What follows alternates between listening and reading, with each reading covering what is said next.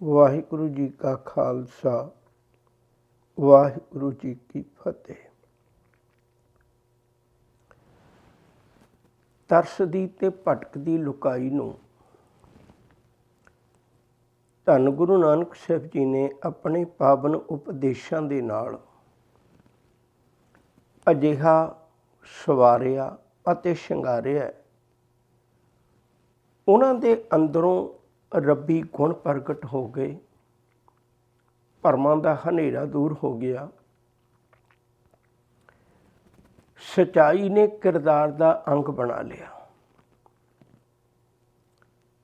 ਸਤਿਗੁਰੂ ਜੀ ਨੇ ਇੱਕ ਗੱਲ ਪਹਿਲੇ ਪੜਾਅ ਵਿੱਚ ਹੀ ਕਰ ਦਿੱਤੀ ਸੀ, ਜਿਹੜਾ ਧਰਮ ਲੋਕਾਂ ਦੇ ਦੁੱਖ ਸੁੱਖ ਨਾਲ ਸਾਂਝ ਨਹੀਂ ਨਾ ਪਾਉਂਦਾ, ਉਹ ਲੋਕਾਂ ਦੇ ਵਿੱਚ ਆਪਣੀ ਥਾਂ ਵੀ ਬਣਾ ਨਹੀਂ ਪਾਉਂਦਾ। ਅਸਲ 'ਚ ਤੇ ਧਰਮ ਜਿਹੜਾ ਹੈ ਉਹ ਜ਼ਿੰਦਗੀ ਦੀ ਖੁਸ਼ੀ ਵਿੱਚ, ਗਮੀ ਵਿੱਚ, ਔਖ ਵਿੱਚ, ਸੌਖ ਵਿੱਚ, ਉਤਰਾਅ ਚੜ੍ਹਾਅ ਵਿੱਚ, ਜ਼ਿੰਦਗੀ ਦੇ ਪੈਂਡੇ ਅੰਦਰ, ਜ਼ਿੰਦਗੀ ਦੇ ਸਫ਼ਰ ਅੰਦਰ ਉਹ ਸਾਥੀ ਬਣੇ। ਉਹ ਧਰਮ ਨਾ ਹੋਵੇ ਜਿਹਦੇ ਕੋਲ ਮੇਰੀਆਂ ਮੁਸ਼ਕਲਾਂ ਦਾ ਹੱਲ ਹੀ ਨਾ ਹੋਵੇ। ਤਾਂ ਗੁਰੂ ਨਾਨਕ ਸਾਹਿਬ ਜੀ ਜਿੱਥੇ ਜਿੱਥੇ ਵੀ ਵਿਚਰਦੇ ਨੇ, ਉੱਥੇ ਉੱਥੇ ਲੋਕਾਂ ਦੀਆਂ ਦੁੱਖ ਤਕਲੀਫਾਂ ਅਤੇ ਉਹਨਾਂ ਦੇ ਹੱਲ ਕੱਢ ਕੱਢ ਕੇ ਉਹਨਾਂ ਨੂੰ ਚੰਗੀ ਜੀਵਨ ਜਾਚ ਬਖਸ਼ਿਸ਼ ਕਰਦੇ ਜਾ ਰਹੇ ਨੇ। ਮੈਂ ਬਾਰ-ਬਾਰ ਦੁਹਰਾਉਂਦਾ ਆ ਰਿਹਾ, ਇਹ ਫਿਰ ਤੀਜੀ ਉਦਾਸੀ ਹੈ। ਉਹਦਾ ਤੀਜੀ ਉਦਾਸੀ ਦਾ ਸਫ਼ਰ ਹੈ ਵਾਪਸੀ ਦਾ।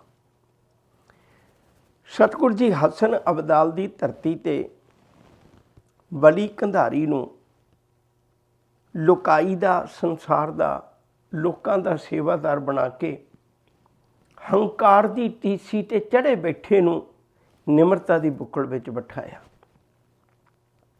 ਔਗਣਾਂ ਨੂੰ ਜ਼ਿੰਦਗੀ ਸਮਝਣ ਵਾਲੇ ਨੂੰ ਰੱਬੀ ਗੁਣਾਂ ਦੇ ਨਾਲ ਸਾਂਝ ਪਵਾਈ। ਆਪਣੀ ਤਾਰੀਫ ਵਿੱਚ ਡੁੱਬੇ ਹੋਏ ਨੂੰ ਖੁਦਾ ਦੀ ਤਾਰੀਫ ਕਰਨੀ ਸਿਖਾਈ। ਲੋਕਾਂ ਦੇ ਪਿਆਸ ਦੀ ਪੂਰਤੀ ਕਰਨ ਲੱਗਿਆਂ ਲੋਕਾਂ ਤੋਂ ਆਪਣੀ ਵਡਿਆਈ ਕਰਵਾਉਣ ਵਾਲਾ ਹੁਣ ਸੰਸਾਰ ਦਾ ਸੇਵਾਦਾਰ ਬਣ ਗਿਆ ਸੀ। ਉਹਨਾਂ ਲੋਕਾਂ ਦੇ ਵੀ ਗੁਰੂ ਨਾਨਕ ਸਾਹਿਬ ਜੀ ਨੇ ਨੇੜਤਾ ਬਣਾਈ ਅਤੇ ਪਾਣੀ ਦੇ ਚਸ਼ਮੇ ਵਹਾ ਕੇ ਇਕੱਲੇ ਭਾਈ ਮਰਦਾਨੇ ਦੀ ਨਹੀਂ ਬਲਕਿ ਆਮ ਲੋਕਾਂ ਦੀ ਵੀ ਪਿਆਸ ਬੁਝਾਤੀ ਗੁਰੂ ਨਾਨਕ ਸਾਹਿਬ ਸੱਚੇ ਪਾਤਸ਼ਾਹ ਨੇ। ਇੱਕ ਵਾਰੀ ਮੈਂ ਫਿਰ ਬੇਨਤੀ ਕਰਾਂ, ਜਿਉਂ-ਜਿਉਂ ਆਪਾਂ ਇਤਿਹਾਸ ਨੂੰ ਵਿਚਾਰਦੇ ਜਾ ਰਹੇ ਨਾ, ਤਾਂ ਇਹ ਗੱਲਾਂ ਜ਼ਰੂਰ ਪਕੜ ਵਿੱਚ ਰੱਖਿਓ ਕਿ ਸਮਾਜ ਦੀਆਂ ਜਿੰਨੀਆਂ ਮੁਸ਼ਕਲਾਂ ਅਤੇ ਸਵਾਲ ਨੇ ਨਾ, ਉਹਨਾਂ ਦਾ ਹੱਲ ਸਤਿਗੁਰੂ ਕੋਈ ਟਾਲਾ ਲਾ ਕੇ, ਕੋਈ ਨਰਕ ਸਵਰਗਾਂ ਦੇ ਲਾਰੇ ਲਾ ਕੇ, ਕੋਈ ਕਿਸੇ ਤਰ੍ਹਾਂ ਦੇ ਭਰਮ ਭੁਲੇਖੇ ਨਹੀਂ ਪੈਦਾ ਕਰ ਰਹੇ, ਬਲਕਿ ਉਹਨਾਂ ਦੇ ਹੱਲ ਕੱਢ ਕੇ ਦੇ ਰਹੇ ਨੇ। ਇੱਥੇ ਵੀ ਹੰਕਾਰ ਦੀ ਟੀਸੀ 'ਤੇ ਬੈਠੇ ਬਲੀ ਕੰਧਾਰੀ ਨੂੰ ਲੋਕਾਂ ਦੇ ਵਿੱਚ ਬੈਠਣ, ਆਮ ਰਲ ਮਿਲਣ ਦਾ ਅਤੇ ਲੋਕਾਂ ਨੂੰ ਵੀ ਬਲੀ ਕੰਧਾਰੀ ਨਾਲ ਨੇੜਤਾ ਬਣਾਉਣ ਦਾ ਇੱਕ ਪਿਆਰ ਵਾਲਾ ਰਿਸ਼ਤਾ ਗੰਢ ਦਿੱਤਾ ਸਤਿਗੁਰੂ ਜੀ ਨੇ। ਉਹੀ ਬਲੀ ਕੰਧਾਰੀ ਜਿਹੜਾ ਅੱਗੇ ਪਾਣੀ ਤਰਸਾ ਕੇ ਦਿੰਦਾ ਸੀ, ਹੁਣ ਲੋਕਾਂ ਨੂੰ ਖੁਸ਼ ਜੀ ਆਇਆਂ ਕਹਿ ਕੇ ਵਰਤਾਉਂਦਾ ਹੈ। ਸਤਿਗੁਰੂ ਜੀ ਨੇ ਉਹਨੂੰ ਇਹੋ ਜਿਹਾ ਰੱਬੀ ਗੁਣਾਂ ਨਾਲ ਸ਼ਿੰਗਾਰ ਦਿੱਤਾ। ਇੱਥੋਂ ਅੱਗੇ ਚੱਲੀਏ। ਇਸ ਤੋਂ ਅੱਗੇ ਸਤਿਗੁਰੂ ਗੁਰੂ ਨਾਨਕ ਸਾਹਿਬ ਸੱਚੇ ਪਾਤਸ਼ਾਹ ਜੀ ਹਸਨ ਅਬਦਾਲ ਦੇ ਲੋਕਾਂ ਦੇ ਅੱਥਰੂ ਪੂੰਝ ਕੇ ਇੱਕ ਜਗ੍ਹਾ ਦਾ ਨਾਮ ਹੈ ਜੇਹਲਮ।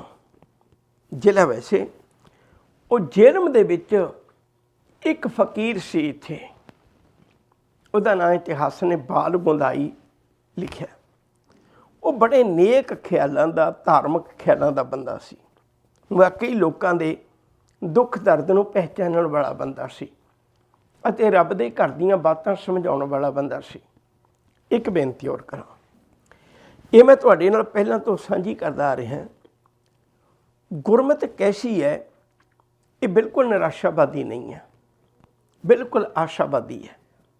ਅਤੇ ਕੈਸੀ ਕਿਰਪਾ ਕਰਦੇ ਨੇ ਸਤਿਗੁਰੂ ਜੀ। ਜਿੱਥੇ ਜਿੱਥੇ ਵੀ ਲੋੜ ਪਈ ਉੱਥੇ ਦੋ ਤਸਵੀਰਾਂ ਪ੍ਰਗਟ ਕਰਦੇ ਨੇ। ਇੱਕ ਪਾਸੇ ਲੋਕਾਂ ਨੂੰ ਉਹ ਜਿਹੇ ਠੱਗਾਂ ਤੋਂ ਬਚਣ ਦੀ ਤਾਕੀਦ ਕਰਦੇ ਨੇ, ਭਈ ਇਹੋ ਜਿਹੇ ਲੋਕਾਂ ਦੀ ਪਕੜ ਵਿੱਚ ਨਾ ਆ ਕੇ ਤੁਸੀਂ ਕਿਤੇ ਲੁੱਟੇ ਨਾ ਜਾਇਓ।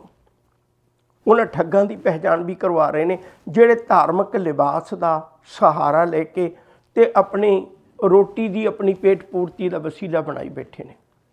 ਦੂਜੇ ਪਾਸੇ ਸਤਿਗੁਰੂ ਇਹ ਵੀ ਕਰ ਰਹੇ ਨੇ ਵੀ ਕਿਤੇ ਇਹ ਨਾ ਸੋਚੋ ਵੀ ਧਾਰਮਿਕ ਦੁਨੀਆ 'ਚ ਐਸੇ ਲੋਕ ਹੁੰਦੇ ਨੇ। ਕੁਝ ਨੇਕ ਲੋਕ ਵੀ ਹੁੰਦੇ ਨੇ, ਚੰਗੇ ਲੋਕ ਵੀ ਹੁੰਦੇ ਨੇ, ਪਰ ਉਹਨਾਂ ਨੂੰ ਖੋਜਣਾ ਪੈਂਦਾ ਹੈ।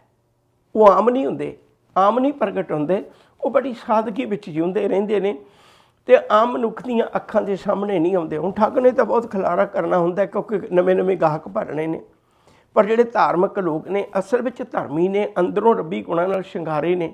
ਉਹਨਾਂ ਦੇ ਬਾਰੇ 'ਚ ਆਪਾਂ ਪੜ੍ਹਦੇ ਹਾਂ ਕਈ ਵਾਰੀ, ਗੁਰੂ ਨਾਨਕ ਸਾਹਿਬ ਜੀ ਨੇ ਬਖਸ਼ਿਸ਼ ਕੀਤੀ ਸੀ ਵੀ ਮੇਰੀ ਇਹਨਾਂ ਪ੍ਰਚਾਰਕ ਦੌਰਿਆਂ ਦੀ ਜਿਹੜੀ ਮਨਸ਼ਾ ਹੈ ਉਹ ਇਹ ਹੈ, ਗੁਰਮੁਖ ਖੋਜਤ ਭਏ ਉਦਾਸੀ, ਦਰਸ਼ਨ ਕਹਿ ਤਾਈਂ ਭੇਖ ਨਿਵਾਸੀ। ਉਹ ਜਿਹੜੇ ਅਸਲ ਵਿੱਚ ਗੁਰਮੁਖ ਨੇ, ਮੈਂ ਉਹਨਾਂ ਨੂੰ ਖੋਜ ਕੇ ਮਨੁੱਖਤਾ ਦੇ ਸਾਹਮਣੇ, ਲੁਕਾਈ ਦੇ ਸਾਹਮਣੇ ਲਿਆਉਣਾ ਚਾਹੁੰਦਾ। ਇਸ ਲਈ ਗੁਰੂ ਨਾਨਕ ਸਾਹਿਬ ਜੀ ਨੇ ਕਿਰਪਾ ਕੀਤੀ, ਬਖਸ਼ਿਸ਼ ਕੀਤੀ ਤੇ ਇਹਦੇ ਵਿੱਚ ਵੀ, ਜੇਲ੍ਹ ਦੇ ਵਿੱਚ ਵੀ ਇੱਕ ਬਾਲ ਗੁੰਦਾਈ ਦਾ ਡੇਰਾ ਹੈ। ਗੁਰੂ ਨਾਨਕ ਸਾਹਿਬ ਜੀ ਉੱਥੇ ਵੀ ਗਏ, ਉਹਦੇ ਨਾਲ ਬੜੀ ਵਿਚਾਰ ਚਰਚਾ ਹੋਈ ਤੇ ਇਹਨੇ ਬਹੁਤ ਪਿਆਰ ਦੇ ਨਾਲ ਗੁਰੂ ਨਾਨਕ ਸਾਹਿਬ ਜੀ ਨੂੰ ਨਿੱਘੀ ਜੀ ਆਇਆ ਕਿਹਾ, ਕਿਉਂਕਿ ਇਹਦੇ ਅੰਦਰ ਵੀ ਰੱਬੀ ਪਿਆਰ ਸੀ। ਗੁਰੂ ਨਾਨਕ ਸਾਹਿਬ ਤਾਂ ਹੈ ਹੀ ਕਰਤਾਰ ਦੀ ਵਿਚਾਰ ਕਰਨ ਵਾਲੇ। ਤੋਂ ਬੜੀ ਨੇੜਤਾ ਹੋਈ। ਇਸੇ ਨੇੜਤਾ ਦੇ ਦਰਮਿਆਨ ਲੋਕਾਂ ਕੋਲੋਂ ਵੀ ਜਾਣਕਾਰੀ ਮਿਲੀ ਤੇ ਬੜੇ ਪਿਆਰ ਦੀ ਵਡਿਆਈ ਬਖਸ਼ਿਸ਼ ਕੀਤੀ। ਸਤਿਗੁਰੂ ਜੀ ਨੇ ਉਹਨੂੰ ਇੱਕ ਗੱਲ ਕਹੀ ਬਾਲ ਗੁੰਦਾਈ ਨੂੰ, ਕਿਉਂਕਿ ਉਹਦਾ ਕਾਰਨ ਇਹ ਹੈ ਵੀ ਜਿਹੜਾ ਬਾਲ ਗੁੰਦਾਈ ਫਕੀਰ ਸੀ ਨਾ, ਇਹ ਅਮੀਰਾਂ ਕੋਲੋਂ ਧਨ ਪਦਾਰਥ ਲੈ ਕੇ, ਜਿਹਨੇ ਕਿਸੇ ਨੇ ਆਉਣਾ ਮਿਲਣ ਆਉਣਾ ਤੇ ਉਹ ਧਨ ਪਦਾਰਥ ਲੈ ਕੇ ਤੇ ਗਰੀਬ ਲੋਕਾਂ 'ਚ ਵੰਡਣਾ। ਅਮੀਰਾਂ ਨੂੰ ਫਰਕ ਕੋਈ ਨਹੀਂ ਪੈਂਦਾ, ਪਰ ਕਿਸੇ ਗਰੀਬ ਦਾ ਪਰਿਵਾਰ ਪਲ ਜਾਏ ਤੇ ਬੜੀ ਵੱਡੀ ਸੇਵਾ ਸੀ ਇਹ। ਇਹਨੇ ਇਵੇਂ ਦਾ ਪ੍ਰਬੰਧ ਕੀਤਾ ਹੋਇਆ ਸੀ, ਅਮੀਰ ਲੋਕ ਵੀ ਦਿਲ ਖੋਲ੍ਹ ਕੇ ਬਹੁਤ ਕੁਝ ਭੇਟਾ ਕਰ ਜਾਂਦੇ ਸਨ ਤੇ ਗਰੀਬ ਲੋਕ ਵੀ ਮੰਗਣ ਲੱਗਿਆਂ ਸ਼ਰਮਿੰਦੇ ਨਹੀਂ ਸਨ ਹੁੰਦੇ, ਕਿਉਂਕਿ ਧਰਮੀ ਹੁੰਦਾ ਹੀ ਉਹ ਜਿਹੜਾ ਕਦੇ ਕਿਸੇ ਦੇ ਪਰਦੇ ਨਾ ਫੋਲੇ। ਤੋ ਇਸ ਲਈ ਬਾਲ ਗੁੰਦਾਈ ਦਾ ਜਿਹੜਾ ਪਿਆਰ ਸੀ ਨਾ, ਉਹ ਇੱਕ ਨਮੀਕਲੀ ਕਿਸਮ ਦਾ ਬਣਿਆ ਹੋਇਆ ਸੀ। ਗੁਰੂ ਨਾਨਕ ਸਾਹਿਬ ਜੀ ਦੇ ਨਾਲ ਕੁਝ ਇੱਕ ਰੱਬੀ ਵਿਚਾਰਾਂ ਹੋਈਆਂ। ਹੁਣ ਗੁਰੂ ਨਾਨਕ ਸਾਹਿਬ ਦੇ ਵਿੱਚ ਵੀ ਇੱਕ ਸਾਂਝ ਹੈ ਬੜੀ ਪਿਆਰੀ। ਨੀਚਾ ਅੰਦਰ ਨੀਚ ਜਾਤ, ਨੀਚੀ ਹੋ ਅਤ ਨੀਚ, ਨਾਨਕ ਤਿਨ ਕਾ ਸੰਗ ਸਾਥ, ਵੱਡਿਆਂ ਸਿਉ ਕਾ ਰੀਸ। ਗੁਰੂ ਨਾਨਕ ਵੀ ਕੋੜੀਆਂ ਨੂੰ ਗਲਵੱਖੜੀਆਂ ਚ ਲੈਣ ਵਾਲੇ ਨੇ। ਗੁਰੂ ਨਾਨਕ ਸਾਹਿਬ ਵੀ ਭਾਈ ਲਾਲੋ ਵਰਗਿਆਂ ਦੇ ਕੋਲ ਬੈਠ ਕੇ ਪ੍ਰਸ਼ਾਦੇ ਛਕਣ ਵਾਲੇ ਨੇ। ਗੁਰੂ ਨਾਨਕ ਸਾਹਿਬ ਜੀ ਵੀ ਭਾਈ ਮਰਦਾਨੇ ਨੂੰ ਆਪਣਾ ਸਾਥੀ ਬਣਾਉਣ ਵਾਲੇ ਨੇ। ਤੇ ਉਹੀ ਗੁਣ ਬਾਲ ਗੁੰਦਾਈ ਦੇ ਵਿੱਚੋਂ ਲੱਭਦਾ ਹੋਵੇ ਤੇ ਕੁਦਰਤੀ ਗੱਲ ਹੈ, ਦੋਨਾਂ ਦੀ ਨੇੜਤਾ ਹੋਣੀ ਸੁਭਾਵਕ ਹੈ। ਇਸ ਲਈ ਬੜੀਆਂ ਗਹਿਰਾਂ ਵਿਚਾਰਾਂ ਦੀ ਸਾਂਝ ਵੀ ਹੋਈ। ਆਖਿਰਕਾਰ ਜਦੋਂ ਗੁਰੂ ਨਾਨਕ ਸਾਹਿਬ ਜੀ ਤੁਰਨ ਲੱਗੇ, ਬਾਲ ਗੁੰਦਾਈ ਨੇ ਹੱਥ ਜੋੜ ਕੇ ਇੱਕ ਬੇਨਤੀ ਕੀਤੀ, ਸਤਿਗੁਰੂ ਕਿਰਪਾ ਕਰੋ, ਮੈਂ ਚਾਹੁੰਦਾ ਵੀ ਤੁਹਾਡੀ ਯਾਦ ਨੂੰ ਜਿੱਥੇ ਮੈਂ ਬਚਨਾ ਕਰਕੇ ਦਿਲ 'ਚ ਸੰਭਾਲ ਕੇ ਰੱਖਾਂ, ਉੱਥੇ ਮੈਂ ਇੱਥੇ ਵਿਚਰਦਿਆਂ ਤੁਹਾਡੀ ਕੋਈ ਯਾਦਗਾਰ ਮੈਂ ਆਪਣੇ ਕੋਲ ਰੱਖਣੀ ਚਾਹੁੰਦਾ। ਉਹ ਕਹਿਣ ਲੱਗੇ, ਸਤਿਗੁਰੂ ਕਹਿਣ ਲੱਗੇ, ਦੱਸੋ ਕੀ ਕਰਨਾ ਚਾਹੁੰਦੇ ਹੋ, ਕਿਹੜੀ ਯਾਦਗਾਰ ਰੱਖਣੀ ਚਾਹੁੰਦੇ ਹੋ। ਉਹ ਕਹਿਣ ਲੱਗੇ, ਪਾਤਸ਼ਾਹ ਤੁਸੀਂ ਇੱਥੇ ਖਲੋਵੋ, ਮੈਂ ਪੱਥਰ ਦੇ ਉੱਤੇ ਤੁਹਾਡੇ ਇਹਨਾਂ ਮੁਬਾਰਕ ਚਰਨਾਂ ਦਾ ਨਿਸ਼ਾਨ ਲਵਾਉਣਾ ਚਾਹੁੰਦਾ, ਖੁਰਚ ਲੈਣਾ ਚਾਹੁੰਦਾ। ਜਿੱਥੇ ਤੁਸੀਂ ਤੁਹਾਡੇ ਕਦਮ ਹੋਣਗੇ ਰੱਖੋ, ਉੱਥੇ ਮੈਂ ਨਿਸ਼ਾਨੀ ਲਾ ਕੇ ਉਹਨੂੰ ਖੁਰਚ ਦਿਆਂਗਾ ਤੇ ਉਹਦੇ 'ਚ ਆਪਣੇ ਮੁਬਾਰਕ ਚਰਨ ਰੱਖਿਓ। ਹੁਣ ਬੜੇ ਧਿਆਨ ਨਾਲ ਸੁਣਿਓ, ਇਹ ਤੀਜੀ ਉਦਾਸੀ ਹੈ ਅਤੇ ਉਹੀ ਇਲਾਕਾ ਹੈ, ਉਹੀ ਇਲਾਕਾ ਹੈ। ਹਸਨ ਅਬਦਾਲ ਤੋਂ ਬਾਲ ਗੁੰਦਾਈ ਜੇਲ੍ਹ ਕੋਈ ਬਹੁਤੀ ਦੂਰ ਨਹੀਂ ਹੈ। ਉਸੇ ਇਲਾਕੇ ਦੀ ਗੱਲ ਹੈ, ਉਸੇ ਇਲਾਕੇ ਦੀ ਗੱਲ ਹੈ, ਉਸੇ ਉਦਾਸੀ ਦੀ ਗੱਲ ਹੈ। ਬਹੁਤ ਪਕੜ ਵਿੱਚ ਰੱਖਿਓ।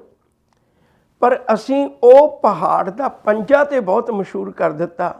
ਯਕੀਨ ਕਰਕੇ ਜਾਣਿਓ, ਇਹ ਬਾਲ ਗੁੰਦਾਈ ਨੇ ਵੀ ਗੁਰੂ ਸਾਹਿਬ ਜੀ ਦੇ ਮੁਬਾਰਕ ਚਰਨ ਪੱਥਰ 'ਤੇ ਉਕਰੇ ਸਨ, ਪਰ ਉਹ ਸਾਡੀਆਂ ਨਜ਼ਰਾਂ ਦੇ ਸਾਹਮਣੇ ਨਹੀਂ ਕਦੇ ਆ ਸਕਿਆ। ਅਸਲ ਵਿੱਚ ਜਿਵੇਂ ਗੁਰਬਾਣੀ ਹੀ ਗੁਰਬਾਣੀ ਦੀਆਂ ਕਈ ਗੁੰਝਲਾਂ ਨੂੰ ਖੋਲ੍ਹ ਦਿੰਦੀ ਹੈ, ਇਸੇ ਤਰ੍ਹਾਂ ਇਤਿਹਾਸ ਵੀ ਇਤਿਹਾਸ ਦੀਆਂ ਅਨੇਕਾਂ ਗੁੰਝਲਾਂ ਨੂੰ ਖੋਲ੍ਹ ਦਿੰਦਾ ਹੈ। ਪਰ ਸਾਨੂੰ ਉਵੇਂ ਧਿਆਨ ਨਾਲ ਨਾ ਕਦੇ ਅਸੀਂ ਪੜ੍ਹਿਆ ਅਤੇ ਨਾ ਹੀ ਕਦੇ ਉਸ ਧਿਆਨ ਨਾਲ ਅਸੀਂ ਕਦੇ ਸੁਣਿਆ। ਗੁਰਦੇਵ ਸੱਚੇ ਪਾਤਸ਼ਾਹ ਜੀ ਰਹਿਮਤਾਂ ਬਰਸਾ ਕੇ ਬਚਨਾਂ ਰਾਹੀਂ ਵੀ ਆਪਣੀ ਯਾਦ ਬਖਸ਼ਿਸ਼ ਕਰਕੇ ਅਤੇ ਆਪਣੇ ਮੁਬਾਰਕ ਚਰਨਾਂ ਦੀ ਛਾਪ ਵੀ ਉੱਥੇ ਛੱਡ ਕੇ ਦੋਏ ਤਰ੍ਹਾਂ ਦੀ, ਤੇ ਉੱਥੋਂ ਬਾਲ ਗੁੰਦਾਈ ਕੋਲੋਂ ਨਿੱਘੀ ਵਿਦਾਇਗੀ ਲੈਂਦੇ ਨੇ। ਉਸ ਤੋਂ ਅੱਗੇ ਇੱਕ ਹੋਰ ਅਸਥਾਨ ਹੈ, ਉਹਦਾ ਨਾਂ ਹੈ ਰੋਹਤਾਸ। ਰੋਹਤਾਸ ਨਾਲ ਸਿੱਖੀ ਦਾ ਬਹੁਤ ਗਹਿਰਾ ਸੰਬੰਧ ਹੈ। ਪਹਿਲਾਂ ਮੈਂ ਗੁਰੂ ਨਾਨਕ ਸਾਹਿਬ ਦੀ ਬੇਨਤੀ ਕਰਨੀ ਚਾਹੁੰਦਾ। ਗੁਰੂ ਨਾਨਕ ਸਾਹਿਬ ਜੀ ਇੱਥੇ ਵੀ ਗਏ। ਇੱਥੇ ਵੀ ਇੱਕ ਰੱਬੀ ਗੁਣਾ ਕਰਕੇ ਵੀ ਤੇ ਨਾ ਕਰਕੇ ਵੀ। ਭਾਈ ਭਗਤ ਦਾ ਨਾਂ ਲਿਖਿਆ ਹੈ ਡਾਕਟਰ ਰਤਨ ਸਿੰਘ ਜੱਗੀ ਨੇ ਸਿੱਖ ਪੰਥ ਵਿਸ਼ਵਕੋਸ਼ ਵਿੱਚ। ਉਹ ਭਾਈ ਭਗਤ ਜਦੋਂ ਗੁਰੂ ਨਾਨਕ ਸਾਹਿਬ ਜੀ ਦੇ ਮੁਬਾਰਕ ਚਰਨ ਪਏ ਤੇ ਮਿਲੇ, ਵਿਚਾਰਾਂ ਹੋਈਆਂ, ਸਾਂਝ ਹੋਈ, ਪ੍ਰਸ਼ਾਦਾ ਪਾਣੀ ਛਕਿਆ, ਉਹਨੇ ਇੱਕ ਬੇਨਤੀ ਕੀਤੀ, ਪਾਤਸ਼ਾਹ ਤੁਹਾਡੇ ਇਹਨਾਂ ਸਫ਼ਰਾਂ ਦੇ ਦਰਮਿਆਨ ਲੋਕਾਂ ਦੀਆਂ ਹੱਲ ਕੀਤੀਆਂ ਮੁਸ਼ਕਲਾਂ ਦੀ ਚਰਚਾ ਚੱਲਦੀ ਹੈ। ਮੇਰੇ ਵੀ ਕੰਨਾਂ 'ਚ ਕਈ ਵਾਰੀ ਤੁਹਾਡੀ ਉਹ ਸੱਚੀ ਤਾਰੀਫ ਦੇ ਬੋਲ ਪਏ ਨੇ। ਬਗਦਾਦ ਵਿੱਚ ਜਿੱਥੇ ਦਸਤਗੀਰ ਨਾਲ ਸਾਂਝ ਪਈ ਸੀ, ਬਹਿਲੋਲ ਨਾਲ ਸਾਂਝ ਪਈ ਸੀ, ਤੇ ਉੱਥੇ ਇੱਕ ਖੂਹ ਲਗਵਾਇਆ ਸੀ ਤੁਸੀਂ ਲੋਕਾਂ ਦੀਆਂ ਮੁਸ਼ਕਲਾਂ ਹੱਲ ਕਰਨ ਵਾਸਤੇ। ਤੇ ਜਿਵੇਂ ਉੱਥੇ ਖੂਹ ਲਗਵਾਇਆ, ਇਸੇ ਤਰ੍ਹਾਂ ਹਸਨ ਅਬਦਾਲ ਦੀ ਧਰਤੀ ਦੇ ਉੱਤੇ ਉਹਨਾਂ ਲੋਕਾਂ ਨੂੰ ਉਸ ਪਾਣੀ ਤੱਕ ਪਹੁੰਚ ਕਰ ਦਿੱਤੀ। ਤੇ ਸਾਡੇ ਇਲਾਕੇ 'ਚ ਵੀ ਪਾਣੀ ਦੀ ਬਹੁਤ ਕਿੱਲਤ ਹੈ, ਬੜੀ ਵੱਡੀ ਮੁਸ਼ਕਲ ਹੈ। ਤੁਸੀਂ ਕੋਈ ਇੱਥੇ ਵੀ ਕਿਰਪਾ ਕਰੋ, ਕੋਈ ਪ੍ਰਬੰਧ ਕਰੋ। ਗੁਰੂ ਨਾਨਕ ਸਾਹਿਬ ਜੀ ਨੇ ਇੱਧਰ ਉੱਧਰ ਵਿਚਰਦਿਆਂ ਆਖਰਕਾਰ ਦੇਖਿਆ ਤੇ ਇੱਕ ਜਗ੍ਹਾ ਦੇ ਉੱਤੇ ਖੋਦਿਆ ਤੇ ਉੱਥੋਂ ਚਸ਼ਮਾ ਵਹਿ ਤੁਰਿਆ। ਇੱਥੇ ਵੀ ਗੁਰੂ ਨਾਨਕ ਸਾਹਿਬ ਜੀ ਨੇ ਇੱਕ ਚਸ਼ਮਾ ਚਲਾਇਆ, ਜਿਹਨੂੰ ਅੱਜ ਚੋਹਾ ਸਾਹਿਬ ਕਰਕੇ ਆਪਾਂ ਯਾਦ ਕਰਦੇ ਹਾਂ ਰੋਹਤਾਸ ਦੇ ਵਿੱਚ। ਇਹ ਗੱਲ ਵੱਖਰੀ ਵੀ ਸ਼ੇਰ ਸ਼ਾਹ ਸੂਰੀ ਨੇ ਜਦੋਂ ਇੱਥੇ ਕਬਜ਼ਾ ਕੀਤਾ, ਇਹਨੂੰ ਆਪਣੇ ਅਧੀਨ ਲਿਆ, ਤਾਂ ਉਹਨੂੰ ਇਹਨੂੰ ਵਧਾਇਆ, ਰੋਹਤਾਸ ਨੂੰ ਹੋਰ ਕਈ ਤਰ੍ਹਾਂ ਦਾ ਇਹਦਾ ਵਿਕਾਸ ਕੀਤਾ, ਗੱਲ ਵੱਖਰੀ ਹੈ। ਪਰ ਇੱਥੇ ਗੁਰੂ ਨਾਨਕ ਸਾਹਿਬ ਜੀ ਦੇ ਚਰਨਾਂ ਦੀ ਸੁਗੰਧ, ਚਰਨਾਂ ਦੀ ਛੋਹ ਨੇ ਲੋਕਾਂ ਨੂੰ ਪਿਆਸ ਬੁਝਾਈ ਅਤੇ ਉਹਨਾਂ ਨੂੰ ਪਾਣੀ ਦੀ ਮੁਸ਼ਕਲ ਹੱਲ ਕਰਕੇ ਦਿੱਤੀ। ਇਸੇ ਰੋਹਤਾਸ ਵਿੱਚ ਸਨਮਾਨਯੋਗ ਮਾਤਾ ਸਾਹਿਬ ਕੌਰ ਜੀ ਦਾ ਜਨਮ ਹੋਇਆ ਸੀ, ਜਿਹੜੀ 10ਵੇਂ ਪਾਤਸ਼ਾਹ ਦੇ ਮਹਿਲ ਨੇ। ਖਾਲਸਾ ਜੀ ਦੀ ਮਾਂ ਹੋਣ ਦਾ ਮਾਣ ਹੈ ਉਹਨਾਂ ਨੂੰ। ਉਹ ਇਸੇ ਰੋਹਤਾਸ ਤੋਂ ਸੀ, ਇੱਥੇ ਹੀ ਉਹਨਾਂ ਦਾ ਜਨਮ ਹੋਇਆ ਸੀ। ਤੇ ਗੁਰੂ ਗੋਬਿੰਦ ਸਿੰਘ ਦੇ ਚਰਨਾਂ ਵਿੱਚ ਉਹਨਾਂ ਦੇ ਪਿਤਾ ਭਾਈ ਰਾਮਾ ਜੀ ਲੈ ਕੇ ਗਏ ਸੀ। ਇਹ ਰੋਹ ਵਿਚਾਰ ਕਰਦੇ ਫਿਰ ਸੀ। ਆਪਾਂ ਗੁਰੂ ਨਾਨਕ ਸਾਹਿਬ ਦੀ ਲੜੀ ਵਿਚਾਰ ਰਹੇ ਹਾਂ, ਤੇ ਮੈਂ ਚਾਹੁੰਦਾ ਆਪਾਂ ਉੱਥੇ ਹੀ ਇਸ ਗੱਲ ਨੂੰ ਨੇੜੇ ਨੇੜੇ ਰੱਖੀਏ। ਇਸ ਤੋਂ ਅਗਲੇ ਦੀ ਜਗ੍ਹਾ ਉਹ ਹੈ ਗੁਜਰਾਤ। ਗੁਜਰਾਤ ਦੇ ਇਲਾਕੇ ਵਿੱਚ ਸਤਿਗੁਰੂ ਗੁਰੂ ਨਾਨਕ ਸਾਹਿਬ ਜੀ ਵਿਚਰੇ, ਤਾਂ ਇੱਥੇ ਇੱਕ ਛੋਟਾ ਜਿਹਾ ਕਸਬੇ ਜੇ ਵਾਂਗੂ, ਸ਼ਹਿਰ ਤੋਂ ਛੋਟਾ, ਪਿੰਡ ਤੋਂ ਵੱਡਾ,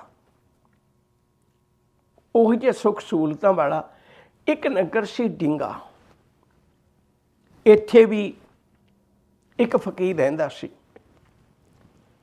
ਤੇ ਉਸ ਫਕੀਰ ਦੇ ਉਹਦੀ ਮਹਿਮਾ ਇਹ ਖਿਲਰੀ ਹੋਈ ਸੀ ਚਾਰੇ ਪਾਸੇ, ਭਈ ਇਹ ਚਲੀਹਾ ਕੱਟਦਾ। ਇਹ ਚਲੀਹਾ ਕੱਟਦਾ। ਚਲੀਹੇ ਦਾ ਮਤਲਬ ਹੁੰਦਾ ਵੀ 40 ਦਿਨ ਲੋਕਾਂ ਨਾਲੋਂ ਸੰਬੰਧ ਤੋੜ ਕੇ ਕਿਸੇ ਇਕਾਂਤ ਥਾਂ 'ਤੇ ਬੈਠ ਕੇ ਨਾ ਕੁਝ ਖਾਣਾ ਨਾ ਕੁਝ ਪੀਣਾ, ਐਸਾ ਪ੍ਰਗਟਾਵਾ ਕਰਨਾ ਹੈ। ਤੇ ਉਹਨੇ ਸੋਚਣਾ ਵੀ ਮੈਂ 24 ਹੀ ਘੰਟੇ ਜਦੋਂ ਵੀ ਮੈਂ ਵਕਤ ਮਿਲਦਾ ਰੱਬੀ ਇਬਾਦਤ ਵਿੱਚ ਹੀ ਜੁੜੇ ਰਹਿਣਾ, ਕਿਸੇ ਨਾਲ ਕੋਈ ਗੱਲ ਨਹੀਂ ਕਰਨੀ, ਕਿਸੇ ਦੀ ਕੋਈ ਸੁਣਨੀ ਨਹੀਂ, ਕਿਸੇ ਦੇ ਮੱਥੇ ਨਹੀਂ ਲੱਗਣਾ, ਤੇ ਆਪ ਕਿਸੇ ਨਾਲ ਕੋਈ ਸਾਂਝ ਨਹੀਂ ਪਾਉਣੀ। ਇਵੇਂ ਦੀ ਵਿਚਾਰ ਕਰਕੇ ਉਹਨਾਂ ਨੇ ਉੱਥੇ ਚਲੀਹਾ ਕੱਟਿਆ ਕਰਦਾ ਸੀ। ਤੇ ਕੁਦਰਤੀ ਗੱਲ ਹੈ, ਉਹ ਜਿਹੜੀ ਤਾਕਤ ਹੁੰਦੀ ਨਾ ਅਸਲ 'ਚ 3 ਤਰ੍ਹਾਂ ਦੀ ਹੁੰਦੀ ਹੈ, ਇਹ ਗੱਲ ਚੇਤਾ ਰੱਖਿਓ। ਇੱਕ ਹੁੰਦੀ ਸਰੀਰਕ ਤਾਕਤ, ਉਹ ਵੀ ਪ੍ਰਤੱਖ ਰੂਪ 'ਚ ਸਾਹਮਣੇ ਦਿਸਦੀ ਹੈ, ਤੇ ਮਨੁੱਖ ਜਿਹੜਾ ਸਾਹਮਣੇ ਦੇਖਣ ਵਾਲਾ ਉਸ ਤਾਕਤ ਤੋਂ ਪ੍ਰਭਾਵਿਤ ਹੁੰਦਾ ਹੈ, ਸਰੀਰਕ ਤਾਕਤ। ਦੂਜੀ ਹੈ ਮਾਇਆ ਦੀ ਤਾਕਤ, ਇਹ ਵੀ ਪ੍ਰਤੱਖ ਰੂਪ 'ਚ ਦਿਸਦੀ ਹੈ। ਮਾਇਆ ਦੀ ਤਾਕਤ, ਕਿਸੇ ਦਾ ਘਰ ਕਿੱਡਾ ਵੱਡਾ, ਕੀ ਉਹਦੇ ਕੋਲ ਸੁੱਖ ਸਹੂਲਤਾਂ ਨੇ, ਇਹ ਵੀ ਦਿਸਦੀ। ਇੱਕ ਹੁੰਦੀ ਅਧਿਆਤਮਕ ਤਾਕਤ, ਜਿਹੜੀ ਇਹ ਵਾਲੀ ਤਾਕਤ ਹੈ ਨਾ ਪ੍ਰਤੱਖ ਰੂਪ 'ਚ ਦਿਸਦੀ ਨਹੀਂ ਹੈ, ਇਹ ਪ੍ਰਤੱਖ ਰੂਪ 'ਚ ਦਿਸਦੀ ਨਹੀਂ, ਅਤੇ ਇਹਦਾ ਅਸਰ ਵੀ ਇਸ ਢੰਗ ਨਾਲ ਹੁੰਦਾ ਹੈ। ਮਨੁੱਖ ਉਸ ਤੋਂ ਵੀ ਪ੍ਰਭਾਵਿਤ ਹੁੰਦਾ ਕਿਉਂਕਿ ਉਹ ਵੀ ਉਹਨੂੰ ਪਤਾ ਨਹੀਂ ਲੱਗਦਾ ਜਲਦੀ ਕੀਤੀਆਂ।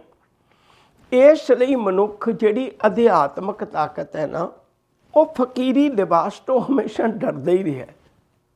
ਉਹਨਾਂ ਮਨੁੱਖ ਕਦੇ ਸਰੀਰਕ ਤਾਕਤ ਵਾਲੇ ਤੋਂ ਨਹੀਂ ਡਰਿਆ, ਕਿਨਾਰਾ ਕਰ ਲਏਗਾ ਮੈਨੂੰ ਕੋਈ ਵਾਸਤਾ ਨਹੀਂ। ਦੂਜੇ ਪਾਸੇ ਮਾਇਆ ਦੀ ਤਾਕਤ ਵਾਲਿਆਂ ਕੋਲ ਵੀ ਕਈ ਵਾਰੀ ਨਹੀਂ ਡਰਦਾ। ਆਪਾਂ ਭਾਈ ਲਾਲੋ ਦੀ ਸਾਖੀ ਕਈ ਵਾਰੀ ਅੱਖਾਂ ਦੇ ਨਜ਼ਰਾਂ ਦੇ ਸਾਹਮਣੇ ਰੱਖੀਏ ਅਤੇ ਪ੍ਰਤੱਖ ਹੋ ਜਾਂਦਾ, ਉਹਨੂੰ ਕੋਈ ਪ੍ਰਵਾਹ ਨਹੀਂ ਮੰਨੀ ਮਲਕ ਭਾਗੋ ਦੀ। ਮਾਇਆ ਦੀ ਤਾਕਤ ਸੀ ਨਾ। ਤੀਜੀ ਵਾਰੀ ਜਿਹੜੀ ਅਧਿਆਤਮਕ ਤਾਕਤ ਹੈ ਉਹਦੇ ਵਿੱਚੋਂ ਤੁਸੀਂ ਦੇਖੋ ਵੀ ਆਮ ਲੋਕ ਸਹਿਮੇ ਪਏ ਹੁੰਦੇ ਨੇ ਵੀ ਕਿਸੇ ਦੀ ਨਿੰਦਾ ਨਾ ਹੋ ਜਾਏ, ਕੋਈ ਵਾਰ ਸ਼ਰਾਪ ਨਾ ਮਿਲ ਜਾਏ, ਕੋਈ ਮੇਰੇ ਕੋਲ ਅਵੱਗਿਆ ਨਾ ਹੋ ਜਾਏ। ਇਸ ਗੱਲ ਤੋਂ ਲੋਕ ਬੜੇ ਡਰਦੇ ਨੇ। ਤੋ ਇਸੇ ਤਰ੍ਹਾਂ ਹੀ ਡਿੰਗੇ ਦੇ ਵਿੱਚ ਜਿਹੜਾ ਸਾਧ ਰਹਿੰਦਾ ਸੀ, ਇਹ ਤੋਂ ਲੋਕ ਬੜੇ ਡਰਦੇ ਰਹਿੰਦੇ ਸਨ। ਜਦੋਂ ਇਹਨੇ 40 ਦਿਨ ਲਾ ਕੇ ਬਾਹਰ ਨਿਕਲਣਾ ਅਤੇ ਉਸ ਤੋਂ ਬਾਅਦ ਵਿੱਚ ਉਹ ਨਗਰ ਵਾਲਿਆਂ ਨੇ ਕਈ ਤਰ੍ਹਾਂ ਦੇ ਉੱਥੇ ਬਹੁਤ ਤਰ੍ਹਾਂ ਦੇ ਅਡੰਬਰ ਰਚਣੇ। ਮੁਖੀ ਲੋਕਾਂ ਨੇ ਹਾਰ ਲੈ ਕੇ ਆਉਣੇ, ਫੁੱਲਾਂ ਦੀ ਵਰਖਾ ਕਰਨੀ ਸਾਧੂ ਦੇ ਉੱਤੇ, ਅਤੇ ਢੋਲ ਢਮੱਕੇ ਵਜਾਉਣੇ ਅਤੇ ਉਹਦੀ ਵਡਿਆਈ ਵਿੱਚ ਗੀਤ ਗਾਉਣੇ। ਕਿੰਨਾ ਕੁਛ ਉੱਥੇ ਚੱਲਣਾ। ਹੁਣ ਗੁਰੂ ਨਾਨਕ ਸਾਹਿਬ ਜੀ, ਇਹ ਤਾਂ ਕੁਦਰਤੀ ਗੱਲ ਸੀ, ਇਹੋ ਜਿਹੇ ਝੂਠਿਆਂ ਦੇ ਪਾਜ ਉਘੇੜ ਕੇ ਲੁੱਟੀ ਜਾ ਰਹੀ ਲੋਕਾਈ ਨੂੰ ਬਚਾਉਣਾ ਹੈ ਸਾਨੂੰ। ਦੂਜੀ ਗੱਲ, ਇਹੋ ਜਿਹੇ ਲੋਕਾਂ ਨੂੰ ਸੱਚ ਦੇ ਰਾਹ 'ਤੇ ਪਾਉਣਾ ਹੈ ਸਾਨੂੰ। ਸਤਿਗੁਰੂ ਜੀ ਨੇ ਕਿਰਪਾ ਕੀਤੀ। ਜਦੋਂ ਉੱਥੇ ਢੋਲ ਵੱਜ ਰਹੇ ਸਨ, ਲੋਕ ਪੂਰੀ ਤਿਆਰੀ ਵਿੱਚ ਸੀ, ਸਾਰੇ ਕੰਮਾਂ ਕਾਰਾਂ ਨੂੰ ਛੱਡ ਕੇ ਉਡੀਕ ਵਿੱਚ ਸਨ ਵੀ ਬਾਬਾ ਜੀ ਕਦੋਂ ਭੋਰੇ 'ਚੋਂ ਨਿਕਲ ਕੇ ਆਉਂਦੇ ਨੇ। ਅਤੇ ਗੁਰੂ ਨਾਨਕ ਸਾਹਿਬ ਜੀ ਚਲੇ ਗਏ। ਜਾ ਕੇ ਕਹਿਣ ਲੱਗੇ ਵੀ ਭਲਿਓ ਕਿਸੇ ਦੀ ਵਿਆਹ ਸ਼ਾਦੀ ਜਾਂ ਕੀ ਕਾਰਜ ਹੈ, ਕਿਉਂ ਇੰਨਾ ਅਡੰਬਰ ਰਚਿਆ। ਉਹਨਾਂ ਨੇ ਆਖਿਆ ਵੀ ਤੁਸੀਂ ਸ਼ਾਇਦ ਨਵੇਂ ਲੱਗਦੇ ਹੋ ਇੱਥੇ, ਵੀ ਇੱਥੇ ਬਾਬਾ ਜੀ ਨੇ ਹੁਣ ਪ੍ਰਗਟ ਹੋਣਾ ਹੈ ਅਤੇ ਉਹਨਾਂ ਦੇ ਇਹੋ ਜਿਹੇ ਹਾਲਾਤ ਨੇ। ਇਵੇਂ 40 ਦਿਨੋਂ ਕੁਛ ਨਹੀਂ ਖਾਂਦੇ ਅਤੇ ਕੁਛ ਨਹੀਂ ਪੀਂਦੇ ਅਤੇ ਭੋਰੇ ਵਿੱਚ ਬਹਿੰਦੇ ਨੇ, ਕਿਸੇ ਦੇ ਮੱਥੇ ਨਹੀਂ ਲੱਗਦੇ, ਕਿਸੇ ਨਾਲ ਗੱਲ ਨਹੀਂ ਕਰਦੇ, ਕਿਸੇ ਨੂੰ ਦਰਸ਼ਨ ਨਹੀਂ ਦਿੰਦੇ, ਕਿਸੇ ਦੀ ਨਾ ਸੁਣਦੇ ਨੇ ਨਾ ਸੁਣਾਉਂਦੇ ਨੇ। ਐਡਾ ਸੰਜਮ ਰੱਖ ਕੇ ਆਪਣੇ ਆਪ ਦਾ ਬੰਦਗੀ ਕਰਦੇ ਨੇ ਅਤੇ ਬਹੁਤ ਉੱਚੀ ਪਦਵੀ 'ਤੇ ਪਹੁੰਚੇ ਨੇ। ਸਤਿਗੁਰੂ ਹੱਸ ਪਏ। ਕਈ ਵਾਰੀ ਹਾਸਾ ਵੀ ਨਾ ਜਿਹੜਾ ਉਹ ਵੀ ਆਪਣੇ ਆਪ 'ਚ ਇੱਕ ਗੱਲ ਦਾ ਜਵਾਬ ਹੁੰਦਾ ਹੈ। ਅਜੀਬ ਜਿਹਾ ਹਾਸਾ ਦੇਖ ਕੇ ਉਹਨੂੰ ਪੁੱਛਿਆ ਵੀ ਕਿਉਂ ਇਸ ਤਰ੍ਹਾਂ ਕਿਉਂ ਸੋਚਦੇ ਹੋ। ਗੁਰੂ ਨਾਨਕ ਸਾਹਿਬ ਕਹਿਣ ਲੱਗੇ ਵੀ ਨਹੀਂ ਭਲਿਓ ਖੁਰਾਕ ਤੇ ਉਹ ਖਾਂਦਾ ਰਿਹਾ। ਕਹਿਣ ਲੱਗੇ ਨਹੀਂ ਅਸੀਂ ਪੱਕੇ ਸੇਵਾਦਾਰ ਹਾਂ। ਜਦ ਕਿਤੇ ਕਦੇ ਕਦਾਈ ਸਾਨੂੰ ਉਸ ਭੋਰੇ ਦੀ ਸਫਾਈ ਕਰਨ ਦਾ ਮੌਕਾ ਮਿਲਦਾ, ਚਲੀਹੇ ਦੇ ਵਿੱਚ ਬੈਠਣ ਤੋਂ ਪਹਿਲਾਂ ਅਸੀਂ ਦੇਖਦੇ ਤਾਂ ਕੁਛ ਨਹੀਂ ਰੱਖਿਆ ਹੁੰਦਾ ਅਤੇ ਬਾਹਰੋਂ ਉਹ ਕੁੰਡੀ ਲਾ ਲੈਂਦੇ ਅੰਦਰੋਂ ਅਤੇ ਮੁੜ ਕੇ ਕੋਈ ਆਉਂਦਾ ਜਾਂਦਾ ਨਹੀਂ ਹੈ। ਅਤੇ ਇਹ ਕਿਵੇਂ ਹੋ ਸਕਦਾ ਵੀ ਅੰਦਰੋਂ ਕੁਛ ਖਾਂਦੇ ਹੋਣ। ਸਤਿਗੁਰੂ ਕਹਿਣ ਲੱਗੇ ਵੀ ਉਹ ਖਾਂਦੇ ਨੇ। ਕਹਿਣ ਲੱਗੇ ਨਹੀਂ ਪਰ ਤੁਸੀਂ ਦੱਸੋ ਵੀ ਜੇ ਤੁਸੀਂ ਖੁਰਾਕ ਨਾ ਖਾਓ ਤਾਂ ਕੀ ਹੋ ਸਕਦਾ। ਉਹ ਕਹਿੰਦੇ ਇਹੋ ਤਾਂ ਮੁਸ਼ਕਿਲ ਹੈ, ਤਾਂ ਹੀ ਤਾਂ ਫਕੀਰ ਹੈ। ਅਸੀਂ ਨਾ ਖਾਈਏ ਅਸੀਂ ਤਾਂ ਮਰ ਜਾਂਗੇ। ਸਤਿਗੁਰੂ ਕਹਿਣ ਲੱਗੇ ਇਹ ਨਾ ਖਾਵੇ ਇਹ ਵੀ ਮਰ ਜਾਏਗਾ। ਕੁਦਰਤ ਦਾ ਸਿਧਾਂਤ ਇੱਕੋ ਜਿਹਾ ਹੁੰਦਾ, ਵੱਖਰਾ ਵੱਖਰਾ ਨਹੀਂ ਹੁੰਦਾ। ਇਹ ਨਾ ਖਾਵੇ ਤੇ ਵੀ ਮਰ ਜਾਏਗਾ। ਕਹਿਣ ਲੱਗੇ ਉਹ ਕਿਵੇਂ। ਸਤਿਗੁਰੂ ਕਹਿਣ ਲੱਗੇ ਮੈਂ ਤੁਹਾਨੂੰ ਦਿਖਾਉਣਾ। ਤੁਸੀਂ ਢੋਲ ਢਮੱਕੇ ਬੰਦ ਕਰ ਦਿਓ, ਫੁੱਲਾਂ ਦੀ ਵਰਖਾ ਕਰਨੀ ਬੰਦ ਕਰ ਦਿਓ, ਥੋੜ੍ਹਾ ਜਿਹਾ ਪਰਦੇ ਵਿੱਚ ਖਲੋ ਜਾਓ, ਜਦੋਂ ਲੋੜ ਪਈ ਤਾਂ ਮੈਂ ਤੁਹਾਨੂੰ ਬੁਲਾ ਲਾਂਗਾ। ਲੋਕਾਂ ਨੂੰ ਗੱਲ ਬੜੇ ਦਿਲ ਨੂੰ ਲੱਗੀ ਵੀ ਸਾਡੇ ਬਾਬਾ ਜੀ ਬਾਰੇ 'ਚ ਇਹ ਗੱਲ ਕਹਿਣੀ ਅਤੇ ਅਸੀਂ ਤਾਂ ਬੜੀ ਵੱਡੀ ਉੱਚੀ ਪਦਵੀ 'ਤੇ ਸਮਝਦੇ ਸਾਂ, ਦੇਖਦੇ ਕੀ ਹੁੰਦਾ। ਹੁਣ ਉਹਨਾਂ ਨੇ ਉਹ ਥੋੜ੍ਹੀ ਜਿਹੀ ਦੂਰੀ 'ਤੇ ਜਾ ਕੇ ਖਲੋ ਗਏ, ਪਰਦੇ 'ਚ ਖਲੋ ਗਏ। ਜਦੋਂ ਫਕੀਰ ਅੰਦਰੋਂ ਨਿਕਲਿਆ ਅਤੇ ਇਸ ਵਾਰੀ ਉਹਦੇ ਕੰਨਾਂ 'ਚ ਢੋਲ ਢਮੱਕਿਆਂ ਦੀ ਆਵਾਜ਼ ਨਾ ਪਈ। ਸੋਚਿਆ ਸ਼ਾਇਦ ਮੇਰੇ ਬਾਹਰ ਪ੍ਰਗਟ ਹੋਣ 'ਤੇ ਉਹ ਸ਼ੁਰੂ ਕਰ ਦੇਣਗੇ। ਪਰ ਬਾਹਰ ਆ ਕੇ ਦੇਖਿਆ ਬਾਹਰ 'ਤੇ ਦੋ ਜਿੰਦਾਂ ਖਲੋਤੀਆਂ ਨੇ, ਇੱਕ ਬਾਬਾ ਕਾਲ ਰੂਪ, ਦੂਜਾ ਰਬਾਬੀ ਮਰਦਾਨਾ। ਉਹ ਹੈਰਾਨ ਹੋ ਗਿਆ ਵੀ ਮੈਂ ਕੋਈ ਦਿਨ ਗਲਤ ਤਾਂ ਨਹੀਂ ਦੱਸ ਬੈਠਾ, ਇੱਥੇ ਤਾਂ ਕੋਈ ਵੀ ਨਹੀਂ ਹੈ। ਜਦੋਂ ਉਹਨੇ ਬਾਹਰ ਆ ਕੇ ਆਪਣੀ ਵਡਿਆਈ ਦੇ ਵਿੱਚ ਨਾ ਖਲੋਤੇ ਲੋਕਾਂ ਦਾ ਅਹਿਸਾਸ ਕੀਤਾ ਡਿੱਗ ਪਿਆ, ਨਾ ਬਰਦਾਸ਼ਤ ਹੋਇਆ, ਡਿੱਗ ਪਿਆ। ਗੁਰੂ ਨਾਨਕ ਸਾਹਿਬ ਨੇ ਆਵਾਜ਼ ਮਾਰੀ। ਉਹ ਲੋਕ ਕੁਝ ਪਰਦੇ ਤੇ ਦੂਰੀ ਤੇ ਖਲੋਤੇ ਸਨ, ਉਹ ਪਿੱਛੋਂ ਨਿਕਲ ਕੇ ਆਏ ਤੇ ਉਹਨਾਂ ਢੋਲ ਵਜਾਏ, ਫੁੱਲ ਸੁੱਟੇ, ਹਾਰ ਪਾਏ ਤੇ ਬਾਬਾ ਜੀ ਦੇ ਚਿਹਰੇ ਦੀਆਂ ਗੁਆਚੀਆਂ ਰੌਣਕਾਂ ਵਾਪਸ ਪਰਤ ਆਈਆਂ। ਸਤਿਗੁਰੂ ਕਹਿਣ ਲੱਗੇ, ਭਲਿਓ, ਜਦੋਂ ਖੁਰਾਕ ਨਹੀਂ ਮਿਲੀ ਬੇਹੋਸ਼ ਹੋ ਕੇ ਡਿੱਗ ਪਿਆ, ਜਦੋਂ ਖੁਰਾਕ ਮਿਲੀ ਤੇ ਉੱਠ ਕੇ ਬੈਠ ਗਿਆ। ਤੁਹਾਡੇ ਸਾਹਮਣੇ ਜ਼ਰੂਰੀ ਨਹੀਂ ਕੋਈ ਸਰੀਰਕ ਖੁਰਾਕ ਦੀ ਹੀ ਗੱਲ ਕਰੇ, ਉਹਦੇ ਬਿਨਾਂ ਬੰਦਾ ਸੰਜਮ ਵਿੱਚ ਰਹਿ ਸਕਦਾ ਹੈ। ਪਰ ਚੇਤਾ ਰੱਖਿਓ, ਹੰਕਾਰ ਦੀ ਖੁਰਾਕ ਵਿੱਚ 40 ਦਿਨ ਅੰਦਰ ਬੈਠਾ ਰਹਿੰਦਾ ਹੈ। ਭਈ ਬਾਹਰ ਮੈਂ ਜਾਵਾਂਗਾ, ਲੋਕ ਮੇਰੀ ਕਿੱਡੀ ਵਡਿਆਈ ਕਰਨਗੇ, ਕਿੱਡੀ ਉਪਮਾ ਹੋਏਗੀ ਵੀ ਇਹ 40 ਦਿਨ ਦਾ ਕੱਟਿਆ ਤਸੀਹਾ ਅੱਜ ਦੀ ਮਿਲਣ ਵਾਲੀ ਖੁਸ਼ੀ ਵਿੱਚ 40 ਦਿਨ ਕੱਟ ਦਿੰਦਾ ਹੈ। ਇਹ ਖੁਰਾਕ ਹੈ ਇਹਦੀ। ਗੁਰਦੇਵ ਸੱਚੇ ਪਾਤਸ਼ਾਹ ਨੇ ਕਿਰਪਾ ਕੀਤੀ, ਭਰਮ ਚੋਂ ਲੋਕਾਂ ਨੂੰ ਕੱਢਿਆ ਤੇ ਲੋਕ ਵੀ ਹੈਰਾਨ ਹੋਏ ਵੀ ਗੱਲ ਤੇ ਠੀਕ ਹੈ। ਇੱਕ ਨਿੱਕੀ ਜਿਹੀ ਉਪਮਾ ਦੇ ਵਾਸਤੇ ਕਿੱਡੇ ਕਿੱਡੇ ਤਸੀਹੇ ਝੱਲਦੇ ਹੋ, ਤੇ ਉਹਦੇ ਜਿਹੜਾ 40 ਦਿਨਾਂ ਦੀ ਕੀਤੀ ਕਮਾਈ ਹੈ ਉਹਦਾ ਮੁੱਲ 10 ਮਿੰਟਾਂ 'ਚ ਪੈ ਜਾਂਦਾ ਜਦੋਂ ਲੋਕ ਉਪਮਾ ਕਰਦੇ ਨੇ, ਵਡਿਆਈ ਕਰਦੇ ਨੇ। ਇੰਨੀ ਕੁ ਕਹਾਣੀ ਹੈ। ਸਤਿਗੁਰੂ ਨੇ ਹੁਣ ਉਹਨਾਂ ਹਾਰਾਂ ਨਾਲ ਲੱਦੇ ਹੋਏ ਫਕੀਰ ਨੂੰ ਸਾਹਮਣੇ ਬਿਠਾਇਆ, ਬੜੇ ਪਿਆਰੇ ਬੋਲ ਬਖਸ਼ਿਸ਼ ਕੀਤੇ। ਕਹਿਣ ਲੱਗੇ, ਭਲਿਆ, ਵਡਿਆਈ ਚਾਹੁਣੀ ਕੋਈ ਮਾੜੀ ਗੱਲ ਨਹੀਂ, ਬੰਦੇ ਨੂੰ ਵਡਿਆਈ ਦੀ ਭੁੱਖ ਹੋਣੀ ਚਾਹੀਦੀ ਹੈ। ਪਰ ਇਹ ਗੱਲ ਚੇਤਾ ਰੱਖ, ਜਿਹੜੀ ਇਹ ਲੋਕਾਂ ਦੀ ਵਡਿਆਈ ਹੈ ਨਾ, ਇਹ ਤਾਂ ਘੜੀ ਪਲਦੀ ਹੈ, ਇਹ ਤਾਂ ਘੜੀ ਪਲਦੀ ਹੈ। ਇਹ ਤਾਂ ਅੱਜ ਹੈ, ਕੱਲ੍ਹ ਨਹੀਂ ਹੋਣੀ। ਪਰ ਜਿਹੜੀ ਇੱਕ ਰੱਬੀ ਵਡਿਆਈ ਹੈ ਨਾ, ਜਦੋਂ ਤੂੰ ਸਰੀਰ ਕਰਕੇ ਚਲੇ ਵੀ ਜਾਣਾ ਹੈ, ਲੋਕ ਉਦੋਂ ਵੀ ਤੇਰੀ ਉਪਮਾ ਕਰਨਗੇ। ਉਹ ਭਲਿਆ, ਜੁਗਾ ਜੁਗੰਤਰਾਂ ਤੱਕ ਤੇਰੀ ਉਪਮਾ ਹੋਊਗੀ। ਉਹ ਵੀ ਰੱਬ ਦੇ ਪਿਆਰੇ ਜਿਹੜੇ ਸਰੀਰਕ ਤੌਰ 'ਤੇ ਕਦੋਂ ਦੇ ਚਲੇ ਗਏ, ਸੰਸਾਰ ਅੱਜ ਵੀ ਉਹਨਾਂ ਦੀ ਉਪਮਾ ਕਰਦਾ ਹੈ। ਇੱਕ ਹੈ ਵਡਿਆਈ ਸੰਸਾਰ ਦੀ ਖੁਸ਼ੀ ਜਿਹੀ, ਇਹਨੂੰ ਹਉਮੈ ਕਹਿੰਦੇ ਆ।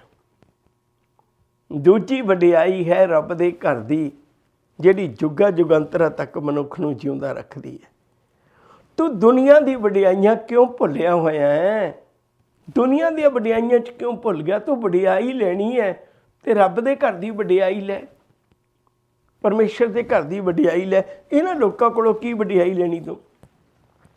ਛੱਡ ਇਸ ਗੱਲ ਨੂੰ, ਰੱਬੀ ਰਾਹ 'ਤੇ ਤੁਰ, ਸੰਸਾਰ ਦੇ ਰਾਹ 'ਤੇ ਤੁਰ। ਦੁਨੀਆ ਵਿੱਚ ਰਹਿੰਦਿਆਂ ਹੋਇਆਂ, ਜਿਵੇਂ ਅੱਜ ਵੀ ਸਾਨੂੰ ਗੁਰਬਾਣੀ ਅਗਵਾਈ ਬਖਸ਼ਿਸ਼ ਕਰਦੀ ਹੈ, ਤੈਨੂੰ ਰੱਬ ਨੇ ਅੰਗ ਦਿੱਤੇ ਨੇ, ਜ਼ੁਬਾਨ ਦਿੱਤੀ, ਬੋਲ ਮਿੱਠੇ ਬੋਲ, ਸੰਸਾਰ ਨਾਲ ਸਾਂਝ ਪਾ। ਤੈਨੂੰ ਰੱਬ ਨੇ ਕੰਨ ਦਿੱਤੇ, ਉਹ ਕਿਸੇ ਦਾ ਦੁੱਖ ਸੁਣ। ਤੂੰ ਇਕੱਲਾ ਅੰਦਰ ਜਾ ਕੇ ਬੈਠ ਗਿਆ। ਤੈਨੂੰ ਰੱਬ ਨੇ ਅੱਖਾਂ ਦਿੱਤੀਆਂ, ਉਹ ਕਿਸੇ ਦਾ ਦੁੱਖ ਦੇਖ, ਇਸ ਕੁਦਰਤ ਵਿੱਚੋਂ ਕਾਦਰ ਨੂੰ ਦੇਖ। ਭੋਰੀਆਂ 'ਚ ਬੈਠ ਕੇ ਨਹੀਂ ਰੱਬ ਦੀ ਬੰਦਗੀ ਹੁੰਦੀ। ਉਹਨੂੰ ਫਕੀਰ ਨੂੰ ਸਮਝ ਲੱਗੀ, ਮੈਂ ਕਿਹੜੇ ਪੁੱਠੇ ਰਸਤੇ 'ਤੇ ਪਿਆ ਹੋਇਆ। ਉਹ ਵੀ ਸੱਚੇ ਦਿਲੋਂ ਗੁਰੂ ਨਾਨਕ ਸਾਹਿਬ ਦੇ ਦਰ 'ਤੇ ਸਿਜਦਾ ਕਰਕੇ ਆਪਣੀ ਝੋਲੀ ਰੱਬੀ ਗੁਣਾਂ ਨਾਲ ਭਰ ਲਈ। ਪਾਤਸ਼ਾਹ, ਭਗਤੀ ਕਰਕੇ ਵੀ ਭਗਤ ਨਾ ਬਣ ਸਕਿਆ। ਭਗਤੀ ਕਰਦਾ ਸਾਂ, ਪਰ ਭਗਤੀ ਕਰਕੇ ਵੀ ਭਗਤ ਨਾ ਬਣ ਸਕਿਆ। ਸ਼ੁਕਰ ਹੈ ਦਾਤਿਆ ਤੇਰਾ, ਤੂੰ ਭਰਮਾਂ ਦੀ ਧੁੰਦ ਮਿਟਾ ਕੇ ਸੱਚ ਦਾ ਪ੍ਰਕਾਸ਼ ਮੇਰੇ ਅੰਦਰ ਕਰ ਦਿੱਤਾ। ਇੱਕ ਦੋ ਬੇਨਤੀਆਂ ਕਰਦੇ ਹਾਂ।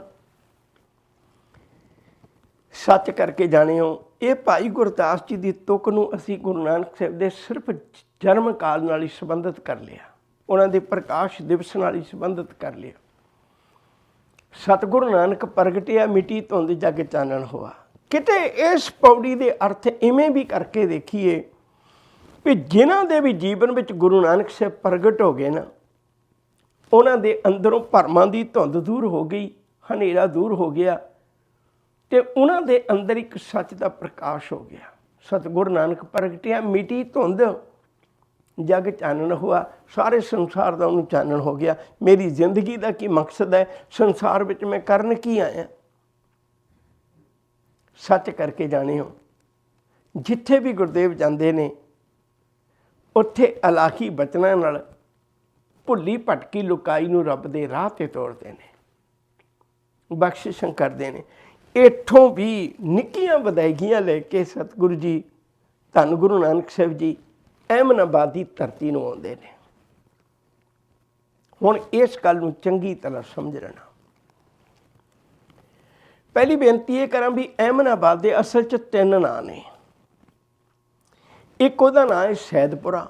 सैदपुरा असल में उहदा पहला नां है, मूल नां सैदपुरा है। फिर इत्थे शेरशाह सूरी ने कब्जा किया ते उन्हें आके अपने नां दे उत्ते शेरगढ़ रखिया ना। ये बहुता प्रचलित ना हो सकिया, पर लिखतां विच टामा टामा मिलता है। उस तो बाद विच एक अकबर बादशाह के वेले मुहम्मद आमीन होया ते उन्हें भी इस नगर का वासा किया, वाधा किया, इनू बनाया सवारिया ते उन्हें अपने नां दे उत्ते नां इहदा अहमदाबाद रख दिता।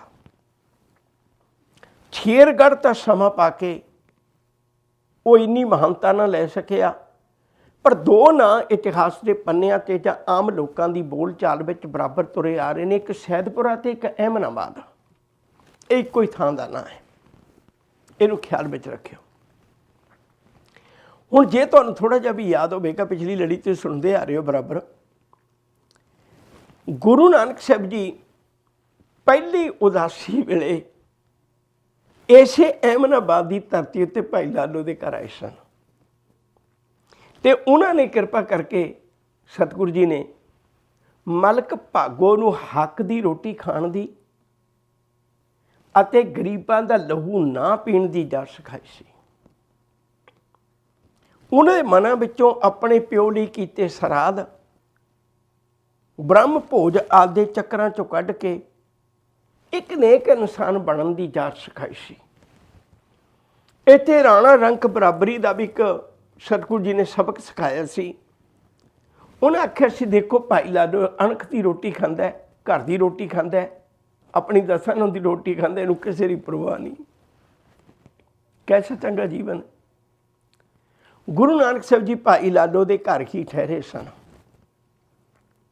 ते हुण दुबारे फिर सतगुरु जी भाई लाडो दे ही घर आए ने। चंगी आओ भगत की भाई लाडो के घर गुरु नानक साहिब जी हुण बड़ियां अगम्मी विचारां करते हैं। इनू बड़े ध्यान नाल सुनो। एक बारी मैं फिर तुहानूं पिछोकड़ विच ले जाना चाहुंदा, उन्होंने गल नूं बड़े ध्यान नाल समझिओ। आपां जिक्र करके आए भी जदों गुरु नानक साहिब जी इसे उदासी के दरमियान उस काबल की धरती ते गए सन 1520 सन दे विच, ये हुण 1521 चले आ। 1520 दे विच देख के आए सन भी बाबर है ना जिहड़ा, उन्हें 1518 विच काबल ते कब्जा किया सी।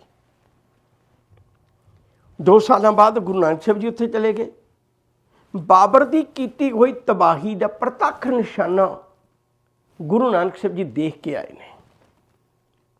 चंद लफ्ज़ मैं बाबर के बारे भी कह दिया ताकि गल पकड़ में आ जाए। बाबर भी यह एक दूरदेशी बंदा सी, सियाणा सी अपने पक्षों। 1483 में इसका जन्म होया।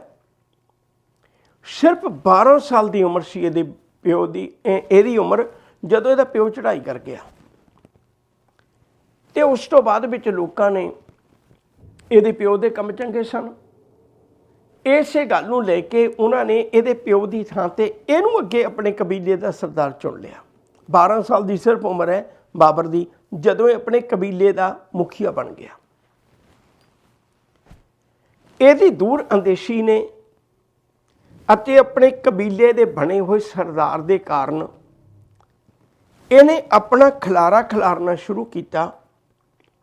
समरकंद के उत्ते ने हमला करके उन्होंने अपने कब्जे च किया।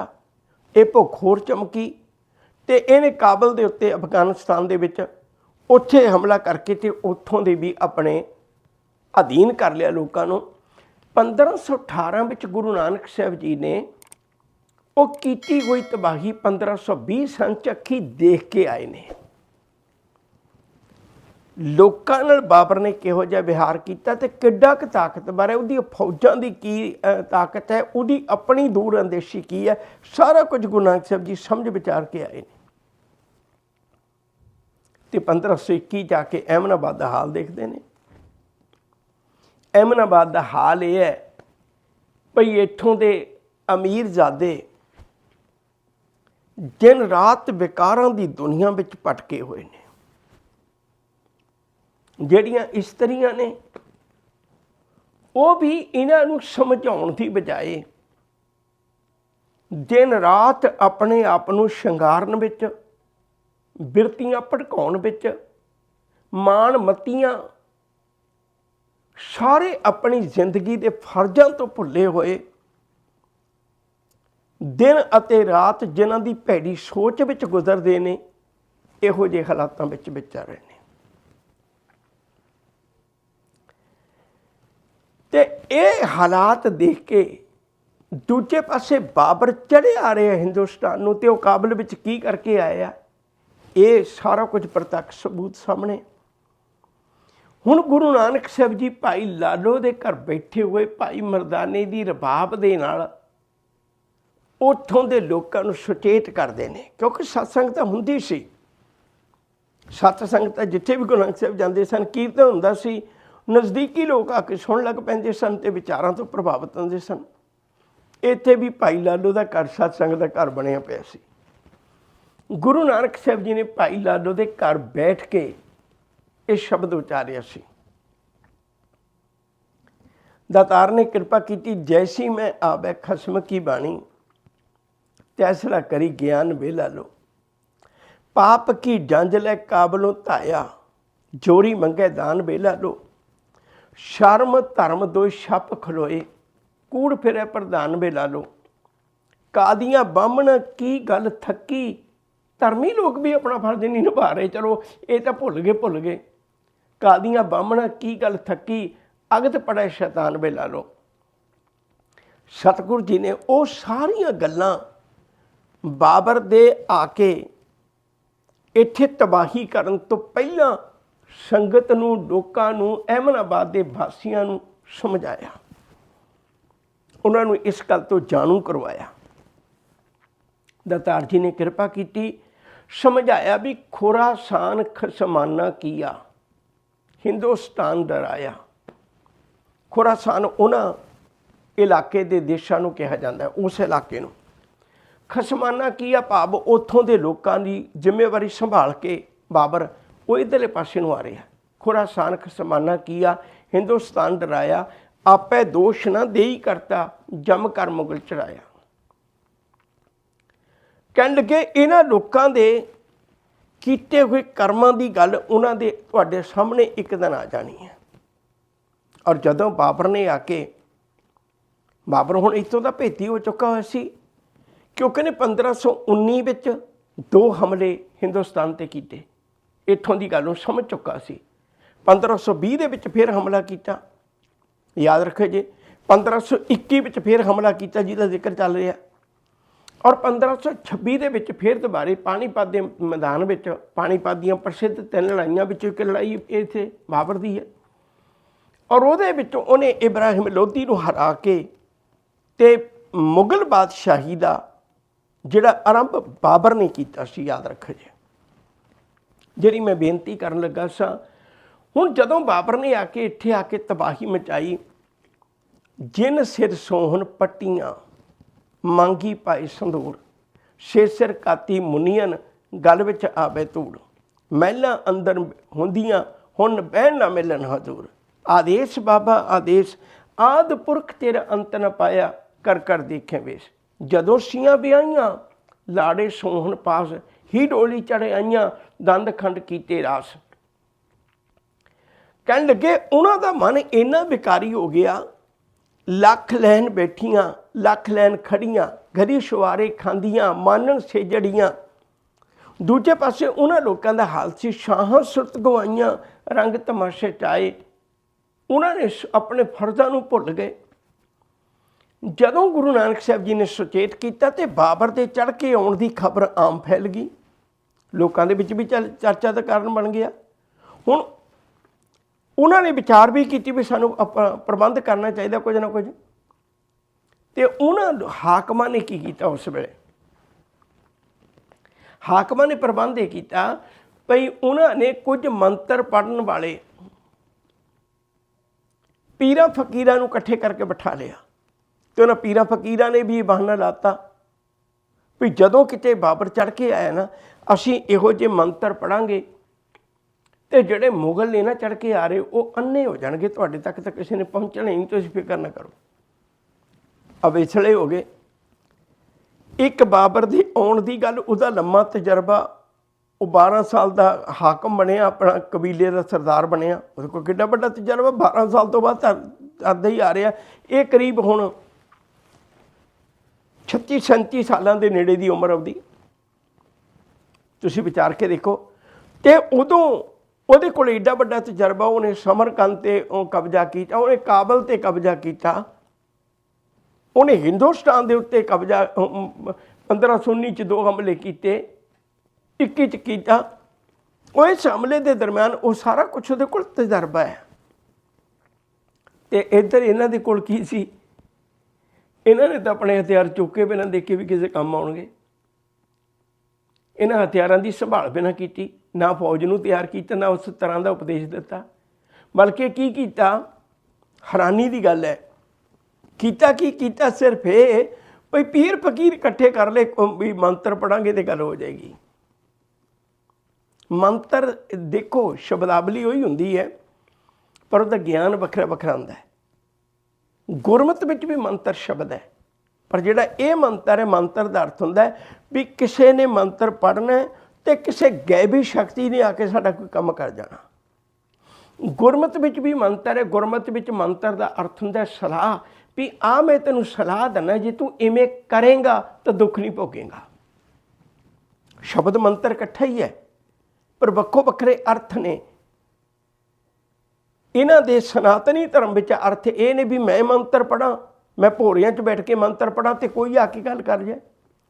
ਹੁਣ ਗੁਰੂ ਨਾਨਕ ਸਾਹਿਬ ਨੇ ਇਹੋ ਜਿਹਾ ਧਰਮ ਨਹੀਂ ਦਿੱਤਾ ਵੀ ਤੁਸੀਂ ਬੈਠ ਕੇ ਮੰਤਰ ਪੜ੍ਹੋ। ਹਾਲਾਂਕਿ ਅੱਜ ਸਾਡੇ 'ਚ ਵੀ ਉਹੀ ਗੱਲਾਂ ਬਰਾਬਰ ਨੇ, ਬਾਣੀ ਕਿਧਰੇ ਪੜ੍ਹੀ ਜਾਂਦੀ ਹੈ ਤੇ ਅਸੀਂ ਉਹਦਾ ਅਸਰ ਕਿਧਰੇ ਕਬੂਲਣਾ ਚਾਹੁੰਦੇ ਹਾਂ। ਨਹੀਂ, ਬਿਲਕੁਲ ਸਪਸ਼ਟ ਹੈ, ਜੇ ਕੋ ਖਾਵੇ ਜੇ ਕੋ ਪੁੰਚਾ ਚਿਸਕਾ ਹੋਏ ਉਦਾਰੋ। ਇਹ ਲੋਕ ਵੀ ਗੁਰਮਤਿ ਵਿੱਚ ਮੰਤਰ ਦਾ ਅਰਥ ਹੈ ਵੀ ਤੁਹਾਨੂੰ ਮੈਂ ਆਹ ਸਲਾਹ ਦਿੰਦਾ, ਇਹਨੂੰ ਤੁਸੀਂ ਕਮਾਓ। ਗੁਰੂ ਸਾਹਿਬ ਨੇ ਉਹ ਨਹੀਂ ਦਿੱਤਾ ਧਰਮ ਜਿਹੜਾ ਭੋਰਿਆਂ 'ਚ ਬੈਠਣ ਵਾਲਾ ਹੈ। ਹਾਲਾਂਕਿ ਸਾਡੀ ਕੌਮ ਦੀ ਵਿੱਚ ਕਮੀਆਂ ਕਮਜ਼ੋਰੀਆਂ ਜਾ ਗਈਆਂ ਨੇ। ਗੁਰੂ ਸਾਹਿਬ ਨੇ ਉਹ ਧਰਮ ਦਿੱਤਾ ਸੀ ਵੀ ਜਿਹੜੇ ਬੈਠ ਕੇ ਮੰਤਰ ਨਹੀਂ ਪੜ੍ਹਨਗੇ, ਬਾਬਰ ਤੇਰੀ ਹਿੱਕ ਵਿੱਚ ਵੱਜਣਗੇ, ਤੇਰੇ ਮੂੰਹ 'ਤੇ ਬੈਠ ਕੇ ਗੱਲ ਕਰਨਗੇ, ਤੈਨੂੰ ਸਾਹਮਣੇ ਟੱਕਰਨਗੇ ਤੇਰੇ। ਮੈਂ ਇਹੋ ਜਿਹਾ ਧਰਮ ਨਹੀਂ ਦੇਣਾ ਚਾਹੁੰਦਾ ਵੀ ਕੋਈ ਆਫਤ ਆਵੇ ਤੇ ਭੋਰਿਆਂ 'ਚ ਵੜ ਜਾਣਾ। ਗੁਰੂ ਨਾਨਕ ਸਾਹਿਬ ਨੇ ਕੈਸੀ ਕਮਾਲ ਦੀ ਗੱਲ ਕਹੀ ਹੈ, ਕਬ ਕੱਲ ਸੁਜਸ ਗਾਵੋ ਗੁਰੂ ਨਾਨਕ ਰਾਜ ਜੋਗ ਜਨ ਮਾਣਿਓ। ਤੈਨੂੰ ਰਾਜ ਦਾ ਵੀ ਪਤਾ, ਤੈਨੂੰ ਯੋਗ ਦਾ ਵੀ ਪਤਾ ਹੈ। ਤੇ ਹੋਇਆ ਕਿ ਜਦੋਂ ਬਾਬਰ ਚੜ੍ਹ ਕੇ ਆਇਆ ਤੇ ਉਹਨਾਂ ਨੇ ਫਿਰ ਆਪਣੇ ਪੀਰਾਂ ਫਕੀਰਾਂ ਨੂੰ ਕਿਹਾ ਤੁਸੀਂ ਪੜ੍ਹੋ ਮੰਤਰ। ਉਹ ਮੰਤਰ ਪੜ੍ਹਦੇ ਰਹਿ ਗਏ। ਹੋਇਆ ਕਿ ਸਤਿਗੁਰ ਦੀ ਬਾਣੀ ਵਿੱਚੋਂ ਆਪਾਂ ਇਹ ਬਚਨ ਚੇਤੇ ਕਰੀਏ, ਗੁਰੂ ਨਾਨਕ ਸਾਹਿਬ ਜੀ ਦੇ ਪਾਵਨ ਬੋਲ ਨੇ। ਸਾਹਿਬ ਨੇ ਕਿਰਪਾ ਕੀਤੀ, ਕਹਿੰਦੇ ਕੋਟੀ ਹੂੰ ਪੀਰ ਵਰਜ ਰਹਾਏ। ਕਿੱਥੇ ਤਾਂ ਸੈਨਿਕ ਤਿਆਰ ਕਰਨੇ ਸੀ ਤੇ ਤਿਆਰੀ ਕੀ ਕਰ ਰਹੇ ਨੇ। ਕੋਟੀ ਹੂੰ ਪੀਰ ਵਰਜ ਰਹਾਏ, ਜਾਂ ਮੀਰ ਸੁਣਿਆ ਧਾਇਆ। ਥਾਨ ਮੁਕਾਮ ਜਲੇ ਵਿੱਚ ਮੰਦਰ, ਵਿੱਚ ਮੰਦਰ ਦਾ ਮਤਲਬ ਪੱਕੇ ਮੰਦਰ, ਪੱਕੇ ਘਰ, ਪੱਕੀਆਂ ਇਮਾਰਤਾਂ। ਥਾਨ ਮੁਕਾਮ ਜਲੇ ਵਿੱਚ ਮੰਦਰ, ਮੁੱਚ ਮੁੱਚ ਕੋਰ ਲਾਇਆ। ਮੁੱਚ ਮੁੱਚ ਦਾ ਟੋਟੇ ਕਰ ਕਰਕੇ ਸ਼ਹਿਜ਼ਾਦਿਆਂ ਨੂੰ ਸ਼ਹਿਜ਼ਾਦੀਆਂ ਨੂੰ ਬਰਬਾਦੀ ਕੀਤੀ। ਕੋਈ ਮੁਗਲ ਨਾ ਹੋਆ ਅੰਧਾ, ਕਿਹਨੇ ਨਾ ਪਰਚਾ ਲਾਇਆ। ਮੁਗਲ ਪਠਾਣਾ ਭਈ ਲੜਾਈ, ਰਣ ਮੈਂ ਤੇਗ ਬਗਾਈ। ਕਿਉਂਕਿ ਤਾਂ ਮਾਰ ਸਨ, ਉਹਨੇ ਖੁਦ ਤਜਰਬਾ ਸੀ। ਮੁਗਲ ਪਠਾਣਾ ਭਈ ਲੜਾਈ, ਰਣ ਮੈਂ ਤੇਗ ਚਲਾਈ। ਉਹਨੀ ਤੁਬਕ ਤਾਣ ਚਲਾਈ, ਉਹਨੀ ਹਸਤ ਚਲਾਈ। ਕਹਿੰਦੇ ਉਹਨਾਂ ਦੀ ਤਾਂ ਤੋਪਾਂ, ਬੰਦੂਕਾਂ ਸਾਰਾ ਕੁਛ ਉਹਨਾਂ ਨੇ ਸੰਭਾਲਿਆ ਹੋਇਆ ਸੀ, ਆਪਣਾ ਤਿਆਰ ਕੀਤਾ ਹੋਇਆ ਸੀ। ਤੇ ਇਹਨਾਂ ਨੇ ਕਦੇ ਦੇਖਿਆ ਹੀ ਨਹੀਂ ਸੀ। ਜਦੋਂ ਚੁੱਕ ਕੇ ਚਲਾਉਣ ਲੱਗੇ ਤੇ ਉਹ ਚਿੜਚਿੜ ਕਰਦੀਆਂ ਤੇ ਉਹ ਤਾਂ ਕੋਈ ਕੰਮ ਹੀ ਨਾ ਕਰ ਸਕੀਆਂ, ਕਿਸੇ ਦੇ ਉੱਤੇ ਵਾਰ ਵੀ ਨਾ ਕਰ ਸਕੀਆਂ। इन्हां दे जवान भी नकारे, इन्हां दे शाह भी नकारे, इन्हां दा असला भी नकारा, और पढ़न लई मंत्र जिहड़े पीर भी नकारे ते इन्हां दे मंत्र भी नकारे, किसी काम ना आए। इधर बाबर ने रज के तबाही मचाई। मैं वचन फिर चेते करवा देना चाहना, जिन सिर सोहन पट्टियां सारी दिहाड़ी सिर दे केसां नूं शंगारी गईयां, मांगी पाए संधूर छे सिर काती मुन्नियां। याद रखो जे बहुतियां लड़ाइयां विच इस्त्रियां की बेअदबी बहुत होया करती है, और मनुख बर्बादी भी उसकी सब तो वड्डी मनदा है, क्योंकि जिहड़ी इस्त्रियां की इज्जत गुआची वो किसी तरह वापस नहीं आउंदी। धन पदार्थ गुआचे हुए मनुख फिर दोबारे प्राप्त कर लैंदा है। उन्हां दी ऐसी हालत बाबर ने की जिहनूं सुन के कुरला उठे लोग। रहिंदे लोकां नूं बाबर ने कैदी बना के ते अपनी जेल विच पा लिया, अपने बंदी बना लिया। ते उन्हां समयां दे विच याद रखो, जे अज वर्गे साधन नहीं सन हुंदे, जदों इहो जे राजे आउंदे सन तां उन्हां कैदियां कोलों अपनी फौज दे खाण पहिनण दा प्रबंध करवाउंदे सन। ते बाबर दीयां फौजां ने नाल बाबर ने अपनियां फौजां दी रोटी दा प्रबंध करन वास्ते इन्हां लोकां अगे चक्कियां रख दित्तियां भी तुसीं चक्कियां पीवो, आटा पीवो, ते आटा पी के उन्हें अपनी फौज की पूर्ति करनी है। जदों लोग आटा पींदे ने, चक्कियां चलाउंदे ने, किसे नूं अपना प्यो याद आउंदा है, किसे नूं अपनी माँ याद आउंदी है, किसे दा भरा वड्ढिया टुकिया पिया, किसे दे पुੱਤ दे टुकड़े होए पे ने।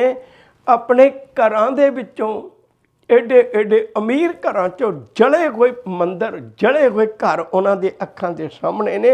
अपणियां दे कीते हुए टोटे मास पुरी विच आख मसोला मास दी पुरी बना दित्ती सी। अहमदाबाद पुरी का मतलब हुंदा शहर, लोथां दा शहर बना के रख दिता सी बाबर ने।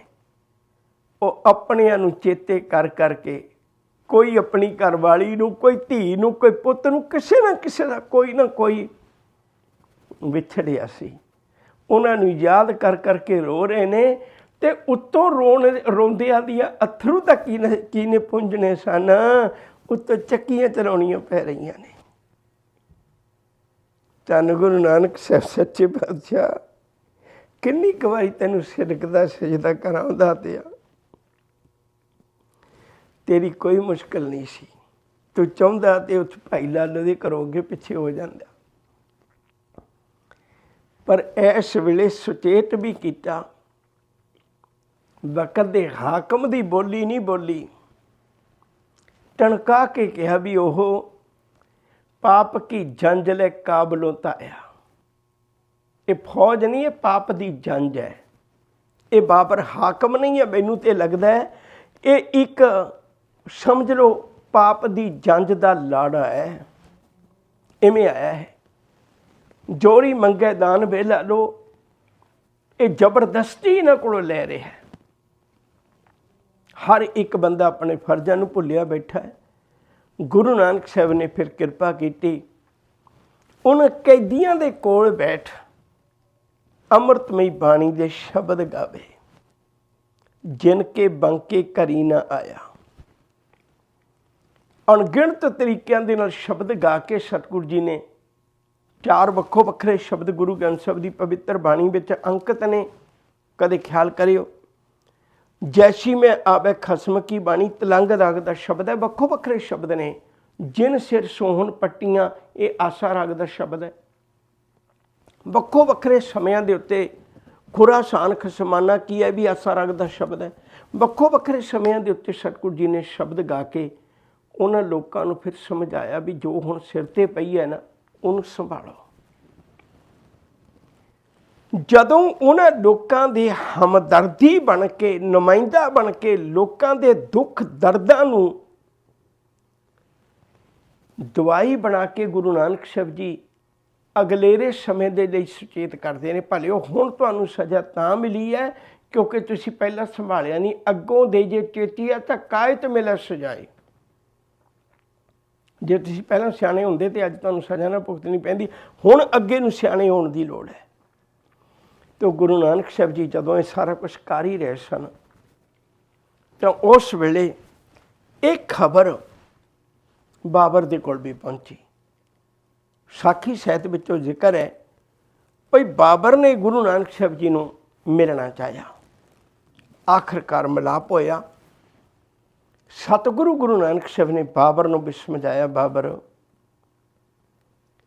ਤੇਰੇ ਦਿਲ ਅੰਦਰ ਚਾਹਤ ਹੈ ਹਾਕਮ ਬਣਨ ਦੀ, ਪਰ ਚੇਤਾ ਰੱਖ ਕਿੰਨੇ ਗਰੀਬ ਲੋਕਾਂ ਦਾ ਲਹੂ ਡੋਲ ਕੇ ਉੱਥੇ ਪੋਚਾ ਮਾਰ ਕੇ ਤੂੰ ਤਖਤ ਡਾਉਣ ਲੱਗਾ ਹੈ।